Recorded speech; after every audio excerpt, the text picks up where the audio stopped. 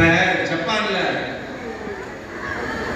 இச்சிகாவா அப்படிங்கிற ஒரு நகர விலங்கு காட்சி சாலையில ஒரு வீடியோ வைரல் ஆச்சு. ஒரு குட்டி குரங்கு தனிமையில் இருந்துச்சு. பாத்தீங்களா?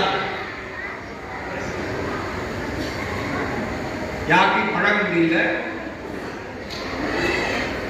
அம்மாவோட ஆறுதல் இல்லாதனால உடனே இருக்கிற பராமரிப்பாளர்கள் என்ன பண்ணாங்க, ஒரு பொம்மையை கொடுத்தாங்க. அந்த குட்டி குரங்கு என்ன பண்ணுச்சு,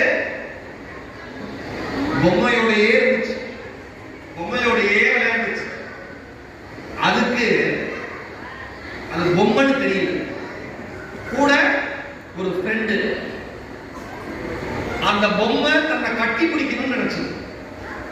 அதுக்கு இல்லாத பொல்லாத வேலைகளை குட்டி குரங்கு பண்ணுச்சு. அந்த வீடியோ உலக வைரல். என் நண்பர் தெரிஞ்ச தம்பி, நல்ல பேச்சாளர், கடலூர் தணிகை வேலைன்னு பேர். அவர் ஒரு கவிதை எழுதியிருந்தார். இங்கு எல்லோரும் தங்களை குட்டி குரங்காகவே நினைத்துக் கொள்கிறார்கள், புறக்கணிக்கப்படுவதாய் வருத்தப்படுகிறார்கள். கவனமாக கேளுங்க. இங்கு எல்லோரும் தங்களை குட்டி குரங்காகவே நினைத்துக் கொள்கிறார்கள், புறக்கணிக்கப்படுவதாய் வருத்தப்படுகிறார்கள்.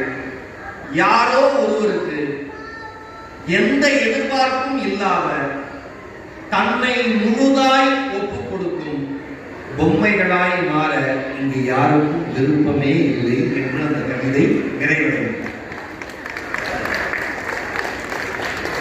இந்த கவிதையினுடைய ஆழம், உண்மை சூப்பர்.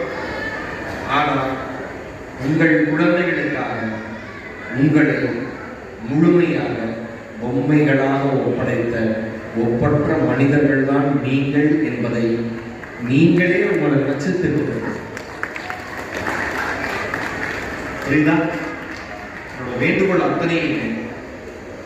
கொஞ்சம் நம்ம ஆளுங்க எல்லாருக்கும் என்ன பிரச்சனை அப்படின்னா, இப்ப அட்டென்ஷனே இல்லாம ஒரு குழந்தை இருக்கு, கொஞ்சம் அட்டென்ஷன் கிடைச்சிருச்சு. ஐ கான்டாக்டே இல்லாத ஒரு குழந்தைக்கு ஐ கான்டாக்ட் வந்துருச்சு. வந்த உடனே அந்த பேரண்ட்ஸ் என்ன பண்ணுவாங்க, நீங்க யாரும் என்ன பண்ணுவீங்க, வந்த உடனே கொஞ்சம் சரியான என்ன பண்ணுவீங்க,